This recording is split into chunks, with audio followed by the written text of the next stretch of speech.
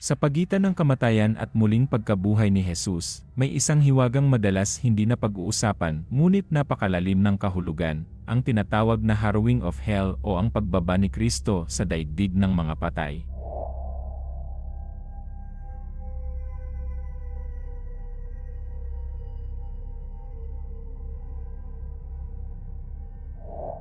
Hindi ito simpleng kwento ng pagbisita, kundi isang makapangyarihang tagpo ng tagumpay, isang hari na bumaba hindi para magdusa muli, kundi para palayain ang mga matagal nang naghihintay sa liwanag.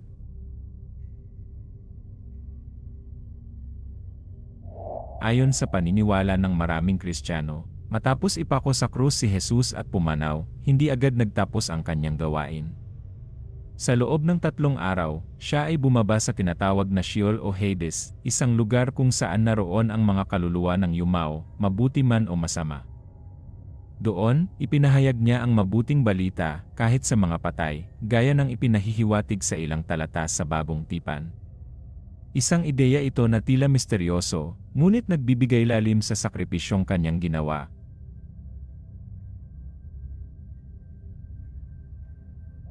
Sa imahinasyon ng sinaunang Kristyanismo, ang tagpong ito ay hindi tahimik.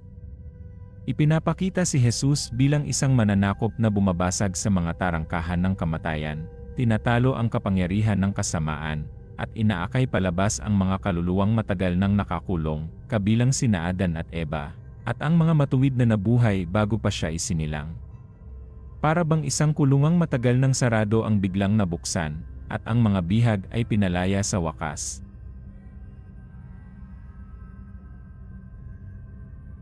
Sa Katolisismo, itinuturo na ang pagbaba ni Jesus sa impyerno ay hindi nangangahulugang pumunta siya sa lugar ng kaparusahan, kundi sa kinalalagyan ng mga patay, kung saan hinihintay ng mga banal ang kanilang kaligtasan.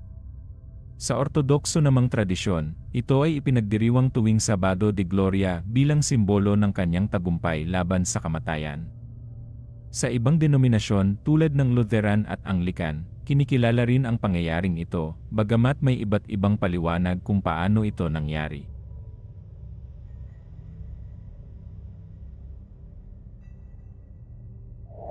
Ngunit hindi lahat ay sumasang-ayon.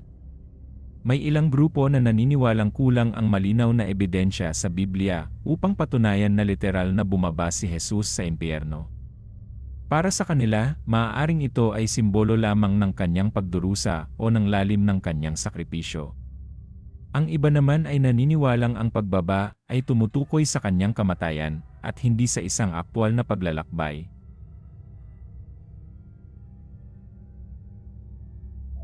Sa kabila ng iba't ibang interpretasyon, nananatiling makapangyarihan ang mensahe ng harrowing of hell.